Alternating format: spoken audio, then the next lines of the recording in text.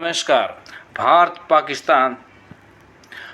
पाकिस्तान वर्तमान में एक ऑपरेशन सिंदूर या युद्ध की स्थिति और ये जारी है और ये सीज़फायर हो गया है और फिर छूट-मूट होती हैं, लेकिन इसकी रणनीति कैसे बनी और इस रणनीति में किस तरह से ये एक युद्ध तक परिस्थिति तक पहुंचाया, पूरा घटनाक्रम है, उसको बताने की कोशिश करता हूं।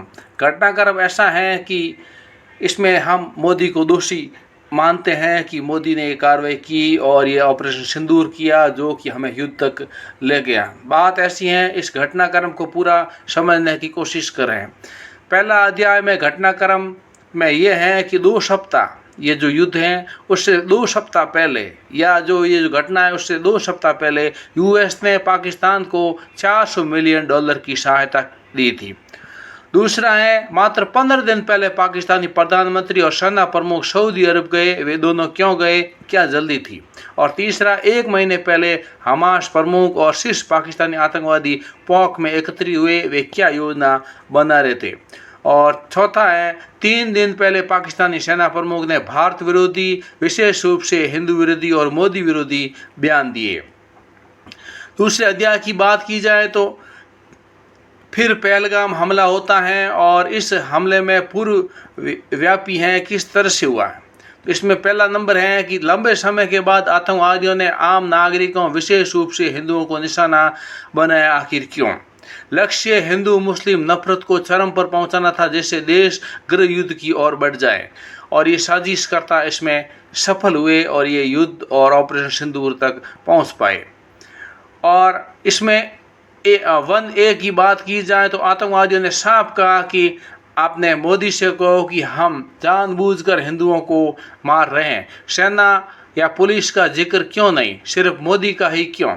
ये हिंदुओं की भावनाओं को ठेस पहुंचाने और सनातन धर्म की प्रतीक मोदी को कमज़ोर दिखाने का एक सीधा प्रयास था, जिससे भावनात्मक प्रतिशोध और युद्ध का बढ़ावा मिला। इसमें दूसरा पॉइंट है, हमें पूरा युद्ध की विश्लेषण बताता हूँ। दूसरा पॉइंट ये है कि हमला उस समय हुआ जब अमेरिकी उपराष्ट्रपति भारत की यात्रा पर थे और मोदी उसी दिन सऊदी अरब की यात्रा पर थे। तीसरा, हमारे बैंकॉक स्थित युवा नेता 1 सप्ताह पहले अमेरिका में थे, क्यों वे किसके आदेश का पालन कर रहे थे। यह उनके भविष्य के कार्यों की भाषणों से स्पष्ट होगा, ये याद रखना चाहिए। चौथा इसमें है, अमेरिका, कनाडा, जर्मनी, फ्रांस और ब्रिटेन ने भारत से क्या कहा।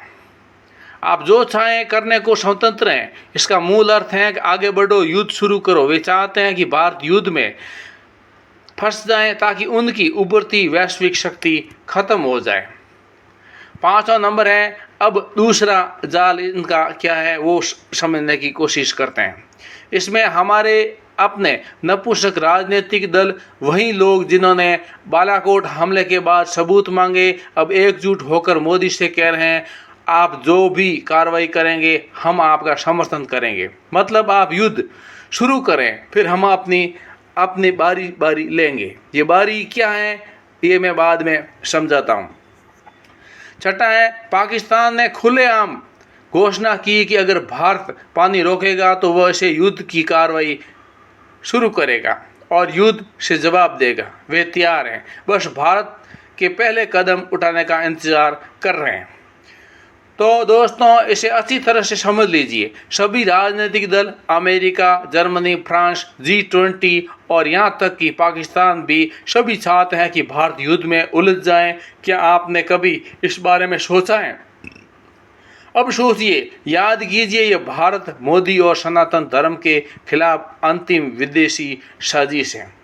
अगर वे इस बार सफल हो गए तो हम 100 साल पीछे चले जाएंगे, गुलामी के एक नए युग में। अब सबसे महत्वपूर्ण बात यह है कि हमारे पहले CDS स्वर्गीय विपिन रावत ने कहा था, देश के भीतर एक आधा मोर्चा उभर रहा है। ये विदेशी साजिशों का समर्थन करने वाले देशद्रोही हैं। इनसे लड़ना सबसे मुश्किल काम है। याद रखें, ये वही ताकतें जो किसान विरोध, CA अशांति, शाहीन बाग, संभल, मुशीराबाद आदि के पीछे। वे चाहते हैं कि मोदी को युद्ध में घसीटा जाए ताकि वे हिंदू मुस्लिम के दंगे, गृह युद्ध भड़का सके, जिससे भारत और मोदी की प्रगति और वैश्विक प्रभाव रुक जाए। और इस तरह से समझ सकते हैं कि भारतीय सेना पाकिस्तान, बांग्लादेश, चीन से एक साथ लड़ने में सक्षम है, लेकिन गृह युद्ध में ये असहाय हो जाती है।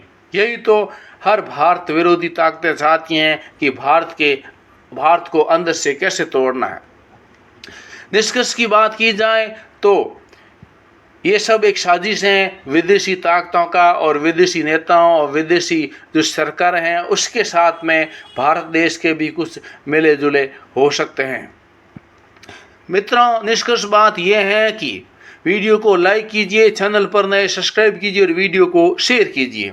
और अब निष्कर्ष की बात बताता हूँ। मित्रों, मोदी सरकार पर युद्ध छेड़ने के लिए अनावश्यक दबाव न डालें, विदेशी मीडिया के दुष्प्रभाव में न पड़े। मोदी को जब और जैसा उचित लगे वैसा करने की सेना को छूट दे रखी है। लोगों तक समर्थन का संदेश अवश्य पहुंचाए। उन्हें ठीक से पता है कि क्या करना है, चाहे पानी रोकना है या पानी बहाना है।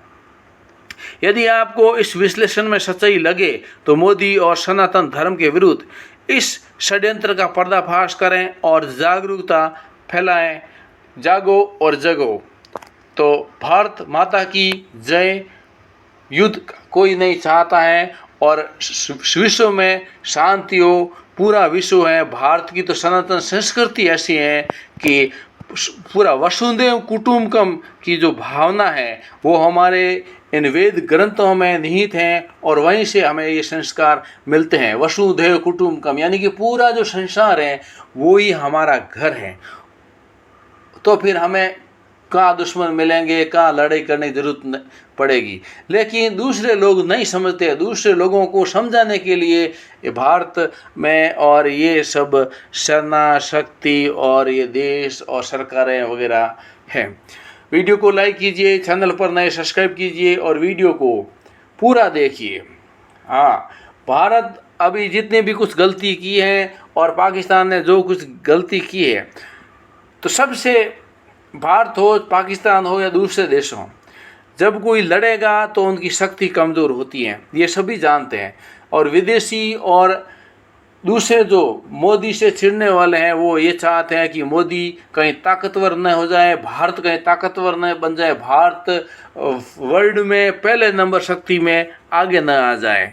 इस पहले नंबर को हटाने के लिए ये सब साजिशें चल रही हैं कि भारत कैसे भी करके युद्ध की परिस्थितियाँ पैदा हो और भारत युद्ध करे और युद्ध में उलझे, उसके बाद में गृह युद्ध में उलझे। इस प्रकार से विदेशी मीडिया हो या विदेशी नेता हो, विदेशी देश, विदेशी सरकारें हो, इस प्रकार की साजिशें रचती हैं। हमें विश्व में शांति बनाए रखने के लिए, हमें एकजुट रहने के लिए और अच्छी बातों को विदेश में फैलाना। हम तो ऐसे हैं भारत के वासी कि हम अपना भी भला चाहते हैं तो दुश्मन का भी भला चाहते हैं, किसी का भी नुकसान नहीं चाहते हैं।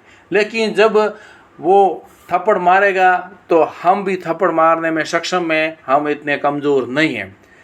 हाँ, मुंह जो फायर करेगा तो उस फायर का जवाब भारतीय सेना देती है और नुकसान भी नहीं है। वर्तमान भारत में जितने भी अभी युद्ध ये पाकिस्तान से जो भी ये फायर युद्ध मिसाइल अटैक वटैक हुए हैं तो उसका भारत ने मुंह तोड़ जवाब दिया और भारत में भी कोई नुकसान नहीं हुआ, क्योंकि भारत के पास ऐसी सैन्य शक्ति S-400 है जिससे उसको हवा में भी मार करके नीचे धड़ाम किया जा सकता है। इसीलिए तो भारत में नुकसान नहीं हुआ। पाकिस्तान पूरा उल्टा हो गया, ये मिसाइलें डाली, ये मिसाइलें, लेकिन भारत का कुछ बाल बांका नहीं खसता। भारत शक्तिशाली है और ये शक्तिशाली आने वाले समय में और शक्तिशाली होगा। तो हमें विश्व में शांति बनाए रखनी है और विश्व में शांति बना करके हम और विश्व में दूसरे देशों से भी शांति बनाने की अपील करते हैं। ये जो साजिश करने वाले हैं, साजिश में नाकाम हो जाएं, इनका पर्दाफाश हो जाए और इनकी बातों में नहीं आकर के हम विश्व शांति की ओर